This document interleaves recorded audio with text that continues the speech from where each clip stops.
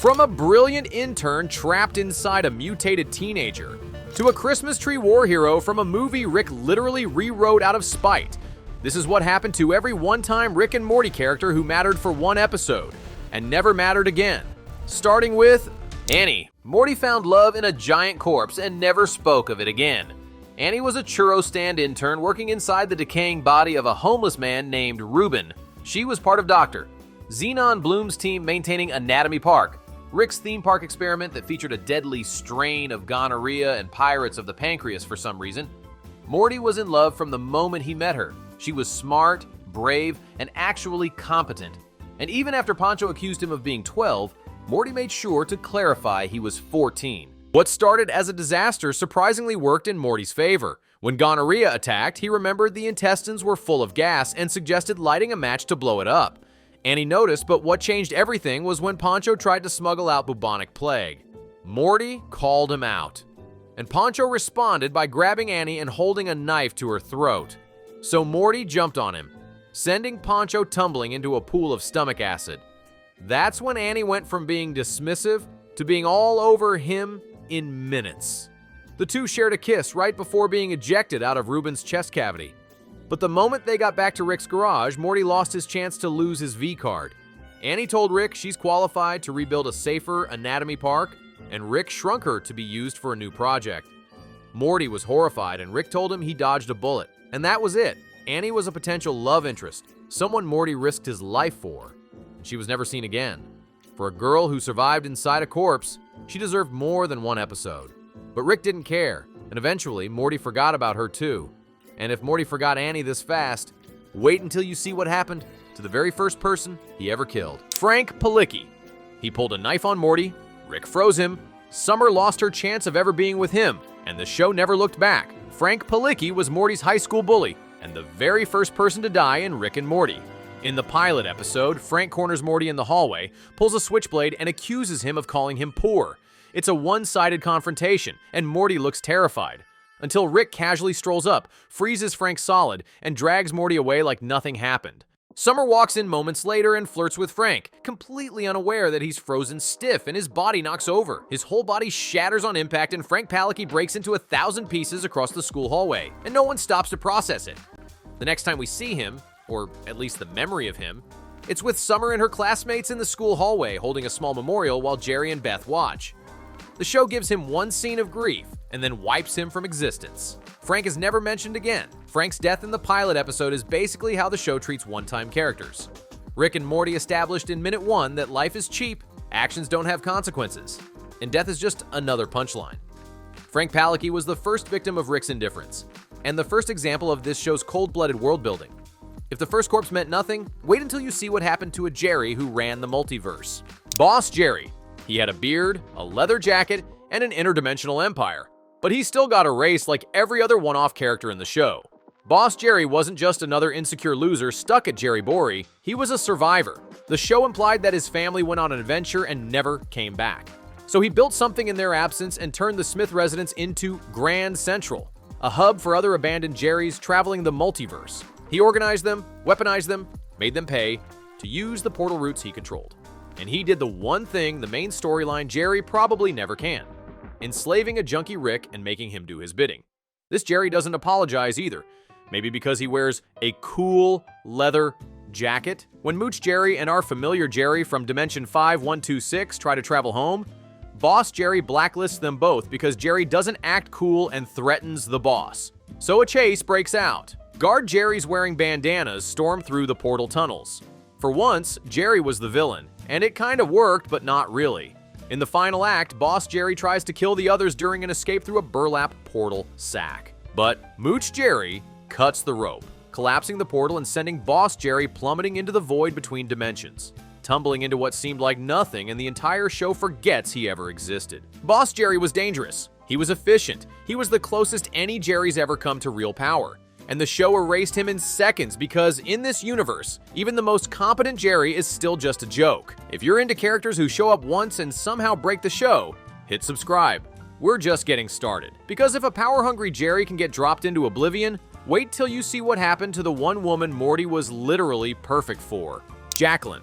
She was the perfect girlfriend. Successful, supportive, stunning, and she only existed because Morty went to therapy. Jacqueline wasn't a hallucination. She was real, but the version of Morty she loved wasn't. In Rest and Relaxation, Morty gets all his negativity sucked out at an alien day spa, leaving behind a pure version of himself who's confident, honest, driven, and polite.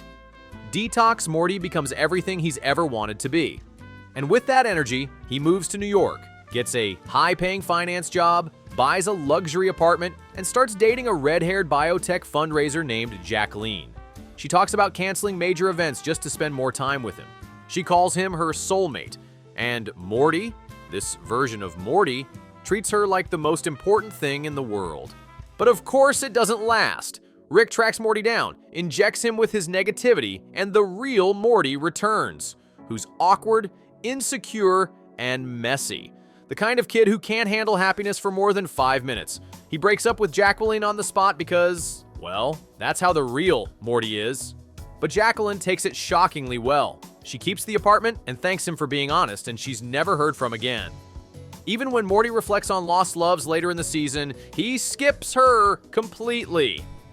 The show builds a perfect romance, gives it around 40 seconds of screen time, and erases it just like that. If you think Morty should have stayed in that apartment, hit subscribe before Rick ruins your love life too. Morty might never find true love, but at least he's not the guy who never got a shot at redemption before the universe quite literally pissed all over him. Pissmaster. He died a joke, got remembered as a hero, and then was forgotten by everyone, including the show. Pissmaster was introduced as one of the many low-tier villains that have it out for Rick. He was shown as a low-rent supervillain in a piss-powered bodysuit who harassed Summer at the dinner table and challenged Rick to a fight. But instead of Rick responding, Jerry stepped in and actually beat him, in front of everyone. The next time anyone checks on Pissmaster, he's dead, and this piss joke suddenly becomes one of the darkest moments in the show. Rick finds the body, and in a rare moment of guilt, he puts on the suit and assumes Pissmaster's identity, redeeming him by saving lives, stopping crimes, and building a fake legacy of heroism. A man who died in shame was now remembered as a martyr. Everyone buys the story, until everybody finds out it was Rick in the piss suit, and then he tells Morty the truth. That's when things start falling apart. Jerry realizes his need to prove himself pushed a man to kill himself, and the whole arc is dropped. No one mentions Pissmaster again. That's the Rick and Morty way. Pissmaster wanted to be remembered, but he got forgotten the second the credits rolled instead. And if dying turns you into a punchline, just wait until you meet the eco-warrior who turned a mining facility into ash. Planetina. She burned down a congressman's house, killed 300 miners, and still somehow ended up being the one who got dumped. Planetina was Rick and Morty's twisted take on Captain Planet, summoned by 4 child handlers using elemental rings and used as a literal product. She was a walking climate change PSA with a flashy costume, recycled one-liners, and deadly powers. But when Morty met her, she wasn't a joke. She was everything he believed in. Kind, idealistic, powerful, and ready to fight for a better world. They fell for each other fast. Morty killed the Teenateers just to free her. She called him her boyfriend on live TV, and they made out in the sky. It should have been the start of something big. But freedom changed her. Without the Teenateers, Planetina had no leash. She slashed tires to stop pollution. She set fire to the congressman's house. And when a group of miners refused to stop drilling, she set the whole place on fire, killing 300 people while Morty stood by and watched in horror. So, Morty did the sensible thing and broke up with her. She begged him to understand, but he doesn't, and she flies off crying, never to be seen again. Planetina had power, trauma, and an actual message, but the show painted her in a negative light and just moved on. And if a planet-saving goddess can vanish that easily, wait till you see the pet that destroyed Earth in under 60 seconds. Mr. Frundles, he said one line, bit one person, and ended the world in under a minute. Mr. Frundles was locked in a cage in Rick's garage. Rick mentioned he was kind of cute, but didn't elaborate. He was treated like just another odd pet, until Jerry let him out. The moment Frundles bit him, Jerry transformed. Then the furniture. Then the house. The infection spread instantly, consuming everything in sight. Buildings, people, and objects were all overwritten into copies of Mr. Frundles. It was less a virus and more a full-scale rewrite of reality. Jerry mutated first, then the couch, then the walls. Frundles didn't spread like a virus. He rewrote reality. In seconds, the infection had jumped from organic tissue to inanimate objects and was consuming the entire house. Rick took one look, shouted for everyone to get in the car, and abandoned Earth C-131 without hesitation. Later in the show's timeline, it's implied that Mr. Frontals eventually died, possibly from old age or lack of resources, and Earth slowly recovered. But in Solarix, he caused one of the fastest planetary extinction events in the series. If you've made it this far, you already know. One episode in this show is enough to rewrite the rules. Hit subscribe so you don't miss the ones that got away. I mean, if something that deadly can be brushed off without a second thought, wait until you meet Fart. A telepathic fart, mind you. Fart. Fart wasn't his real name. It was an insult Rick threw out mid-chase. But the name stuck. He was a floating, telepathic gas cloud from another dimension, held in containment and marked for assassination. Rick sold the antimatter gun to Krombopolis Michael so he could get enough flurbos to spend the day playing video games at Blips and Chits.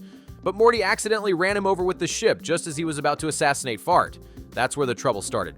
Morty saw Fart as a misunderstood being who was polite and grateful, even beautiful in a cosmic, glowing orb kind of way. And when Fart sang "Goodbye Moon Men" while floating above the skyline, Morty genuinely believed he did the right thing. Then, Fart revealed his true intentions. He didn't just want to go home, he wanted to come back with an army and wipe out all carbon-based life in the universe. Morty wasn't a friend, he was just an exception, and even that wasn't guaranteed. So Morty pulled the trigger. He used the same antimatter gun Rick sold for pocket cash and vaporized the creature he risked everything to save, and Fart was never mentioned again. Fart had one of the most dramatic single-episode arcs in the entire show. He cost thousands of lives, manipulated Morty, revealed a galactic extinction plan, and still got less closure than a Cronenberg. Fart nearly wiped out the universe and got deleted mid-sentence. But the next guy wanted to power his city and ended up going to war with Rick. Zeep Zanflorp. He built his own universe, claimed to be smarter than Rick, and still got trapped in a battery for half the episode. Zeep was the smartest man in his world until he learned about Rick. When Rick's ship broke down, he dragged Morty inside his car battery to check the power source. That's where they found Zeep, a brilliant scientist who had just created his own mini-universe inside the microverse. He was cocky, respected, and surrounded by people who cheered him on. At first, Zeep treated Rick like a primitive outsider. He called Rick's tech outdated, called his energy obsolete, and showed off a miniverse that worked exactly like the one Rick built before him. But once they dug deeper and found Kyle working on a third universe, Zeep finally figured it out. He wasn't a genius. He was a pawn in Rick's car battery, and that's when he snapped. He attacked Rick, got trapped in a third universe. After spending months trapped in a mountain cave, he built a mech suit out of trees and tried to take down Rick. All the while, Morty was living among cannibal tree people and gradually going crazy over dirt, fruit, and driftwood. Eventually, Morty forced them to work together, and for 1 second it looked like Rick and Zeep had finally found common ground. Then Zeep tried to bail as soon as they returned, but Rick stopped him. They raced to the ship, and Rick won. And that was the end of it. Zeep went from being a genius who could rival Rick to a memory because he never came back or got his revenge. Zeep created an entire universe just to feel important. Snuffles didn't need a universe. He built an army, changed his name, and almost turned Earth into a pet resort. Snuffles Snowball. He started as a dumb family dog and ended as the commander of a mech army with plans to conquer Earth. Jerry complained that the dog was too stupid, so Rick slapped together a helmet that made him smart. Not sit and roll over smart. Read books, build weapons, start a rebellion smart. It didn't take long for Snuffles to upgrade his voice, build a translator, and tell the family his new name, Snowball, because his fur is pretty and white. Then he started building. First a mech suit, then a robot army, then an uprising. He rolled through the neighborhood, took over the city, and started asking questions about slavery, cruelty, and why humans ever thought they were in charge. Morty tried to stop him, but he failed. Rick tried, too, and ended up drugging Morty in a last-ditch attempt to guilt the dog into backing down. It almost worked. In a vision, Snowball watched Morty die in a hospital bed, hooked up to wires, whispering "I love you" as his organs shut down. And that was it. Snowball realized domination wasn't the answer. He said goodbye to Morty and left Earth entirely, leading his new canine empire through a portal to a better world. One where dogs rule with empathy, where pain doesn't win, where pet insurance is mandatory. And he never came back. This was a full emotional arc in under 20 minutes, and the show tossed him aside. But that's how it goes in this universe, because in Rick's universe, nobody matters unless they're useful. And even then, only for an episode. Which of these forgotten one-timers do you think deserved a second shot? Drop a comment, and if you're into breakdowns that dig through the forgotten corners of this show, hit subscribe.